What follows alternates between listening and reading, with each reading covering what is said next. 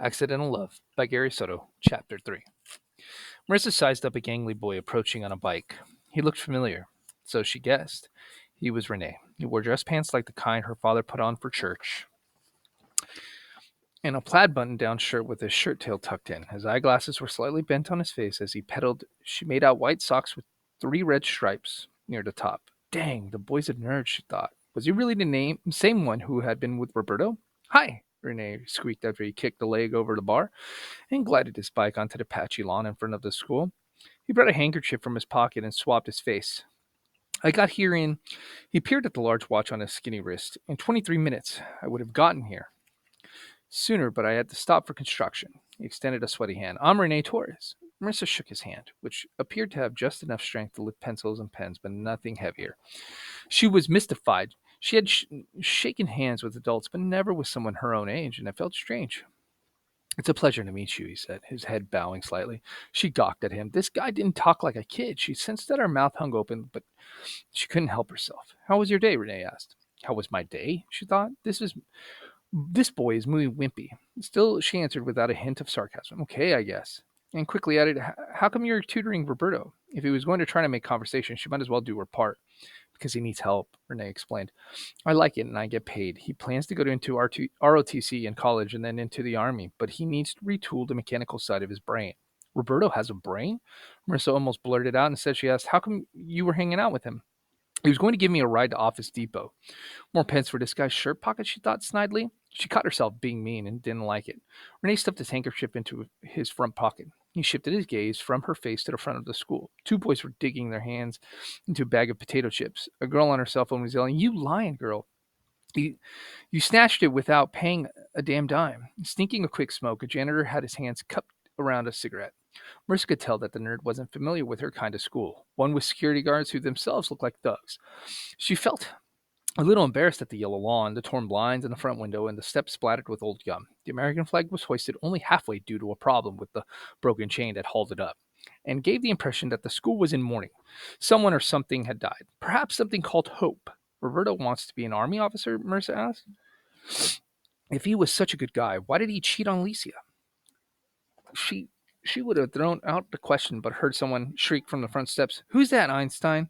A crew of girls bent over, holding their sides, laughing. Come down here and say that. We can chunk right here. Marissa barked, her hands curled into fists, and then uncurled each of her long fingernails like daggers. None of the girls moved, but none stopped laughing. They guffawed and did a dance around the backpacks at their feet. My school is sick, Marissa grumbled. I wish I went to a different one.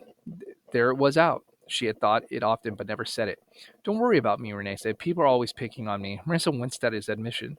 They wouldn't pick on you if I was around. They would show you some respect. She was surprised by her proclamation. She hadn't known the nerd more than 5 minutes, and yet she was defending him. She could tell that he was shorter than she by an inch or two, and certainly a lot skinnier. The buckle was on his belt's last hole. Renee was touched. That's very nice of you. Come on. Marissa beckoned. She was curious about Renee. It was so different from the homeboy she knew. Renee turned his bike around and walked it down the street where chip bags, smashed paper cups, and hamburger wrappers scuttled in the wind. Cars passed with radios blaring and the driver shouting over the songs. Marissa led Renee to a small park where he sat on the grass. A woman bundled up in three sweaters was feeding pigeons. A sea of pigeons the color of cement followed her as she tossed seeds to the left and the right. Here before I forget, Renee brought out her cell phone from his fanny pack. You got a couple of calls, but I didn't answer them. I believe strongly in privacy. That's why I'm so against the policies of our country. Privacy is becoming scarce. What's he talking about? Marissa wondered. Does he always talk like this? Like right now, we assume we have privacy, but if the Secret Service wanted, they could listen to our conversation. We ain't said anything, Marissa argued. It was usually she who was the chatterbox, but she found herself growing quiet. A leaf floated down from the maple tree and settled on her knee. She flicked the leaf from her knee and stood up, and brought Renee's cell phone from her pocket. What's so important about privacy, anyhow? My mom doesn't give me privacy. She'll come in and check my drawers to see if I have drugs and stuff. Renee looked disbelieving. He licked his lips, assembled some nerve by puffing up his muscle depleted chest, and started to ask, You don't do Chale. I don't do drugs. All I'm saying is, she thought, what am I saying? Why are we talking about stupid stuff? Suddenly her anger began to cook inside her, but what was that heated cauldron going to spill onto a boy who wore white socks and carried a handkerchief? He didn't deserve it. Another leaf floated downward in a seesaw motion and settled on Renee's bony kneecap. Renee took the leaf between his thumb and index finger and twirled. It's the end of life for this leaf. Marissa seized the leaf from Renee and was about to crumple it when she was struck by the cruelty of her thoughts. He's so skinny, skinnier than Roberto. He should eat more, work out with weights. Man, this guy's a genuine nerd. You think I should go? Renee stood up and leaned over to pick up his bicycle. Another leaf slowly descended from the tree and hooked itself into Renee's curly hair. You're kind of silly, Marissa remarked. Her anger disappeared, and so bad her brooding thoughts. She had had a hard day at school, a C on a math quiz and a C minus that was almost a D on a history exam. She had figured that this was the source of her grumpiness, and that it had nothing to do with the boy sitting next to her. I would describe myself as occasionally preposterous, but never silly, he countered. I know people laugh at me. Are you laughing at me? No way, Marissa crowed. It's okay if you are. I'm straight up. I ain't laughing. The woman with the pigeon feed passed them with the pigeons parading behind. They twirled leaves, and Marissa, pulling her hair back behind her ears, scooted a little closer to him. She would later debate with herself what that little gesture meant, but for now she was enjoying the presence of this boy whose bicycle was too big for him and whose eyeglasses were crooked on his cute, small face. That night, her father wolfed down his dinner, a second evening of albóndigas, but this time with a salad drenched with bottled blue cheese dressing, and hurried out the front door with his bowling ball. It was Wednesday when he played a 35 and older league. There was a whistle on his lips. Mom, Marissa said after she had done the dishes and returned to the living room, wiping her hands on a dish towel. She could tell her mother was in a good mood because she was listening to her favorite CD, Linda Ronstadt's Canciones de mi Padre.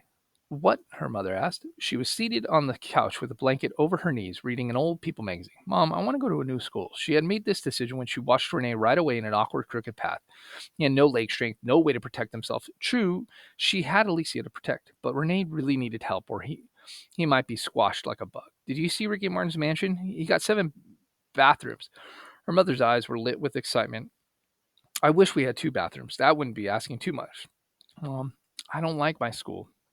Her mother turned a page of the magazine and whistled at the side of a blue pool overlooking the sea. I wish you would invite me over for a barbecue and a swim. She licked a finger and turned another. My grades aren't so great, and I was thinking that if I used Aunt Sarah's address, I could go to Hamilton. I could get a transfer. She pointed northward, where Hamilton Magnet High School was located among nice homes. It's a much better school. Her mother put down her magazine and sat up. Ricky Martin's 7 bathrooms went down the toilet in a large surge. What are you saying? About going to a new high school. I hate mine. Everyone's into drugs and stuff. There's this freshman girl named Jasmine who even got pregnant. And you? The question was calm yet serious. Her mother sat up straight with the magazine on her lap. Nah, Mom, she replied, although she could see Ricky Martin's perfect smile on the cover of this magazine. Marissa couldn't share in the happiness for his 7 bathrooms or the pool that could probably fit all of her ninth grade class. His smile seemed completely fake. Then why? I don't know. Maybe I could do better. Marissa imagined herself sitting up in class and really listening to her English teacher. She could see Renee in the corner, his hand up because he was the one with the mouthful of answers. How are you going to get to that school from here? Marissa was prepared. You could take me when you go to work. Her mother worked part time as a receptionist at a real estate office. It was a job that required her to spend her hours in front of the photocopy machine. She was the one who cradled the phone, receiver in her neck, and greeted Green River Realty. How may I help you? Her mother's gaze wandered over to the soft landscape of Marissa's young face, searching for clues of mischief. I don't understand you, her mother tried. There's nothing to understand, Mom. We can use Auntie Sarah's address to get a transfer. Our drinking fountains don't work, and almost none of the toilets flush. Marissa was shivering slightly. Though the living room was anything but cold, it was a shiver of something close to fear, yet not fear. Are you in trouble at school? Her mother asked. No, Mom. There ain't no drama. Is it because of Roberto? Hecka no. She told her mother, bristling at mention of his name. Then what, mija? She sat next to her mother, but didn't unbutton her heart. She squeezed her mother's hand. Please, you'll see. I need to go to a better school. Marissa's mother brushed her daughter's hair with her finger. We want you to do good in life. I want to do good too. What do you think? Marissa asked with a begging quiver in her voice. I think we can give your Thea a call, her mother finally said. Marissa hugged her mother, crushing the face of Ricky Martin in the magazine. You're the best, Mom. Marissa was going to explain to her mother her strategy about becoming a better student when she heard a cell phone ring in the bedroom. She found herself jumping up and running to get it, hoping to answer before her abrupt recorded message came on. Hey, she greeted. This is Renee. Renee who? Marissa asked roughly. Her front teeth bit her lower lip. She sounded cruel. Oh, God, I'm sorry for sounding so forthright, Renee completed for her. So what? Oh, direct and honest. Renee giggled and jokingly announced, I'm looking for new students for my tutoring business. You want to hire me? It's 2 lessons for the price of 1 this week. Mercer pictured the two of them hunkered together over a large math book. You think I'm dumb, huh? No, Renee protested. I just wanted to call. Oh, she mumbled. Silence. Are you done with your homework? Renee finally said. Done? She hadn't even pulled it out of her backpack and wasn't sure if she would bother since she was going to start a new school. Oh, yeah, it's almost done. She lied. She was nervous, aware that this was the first time she had ever gotten a call from a boy. She nibbled on her hair, spat it out, and blurted out, Guess what? School I'm transferring to. This is the end to chapter 3 Accidental Love.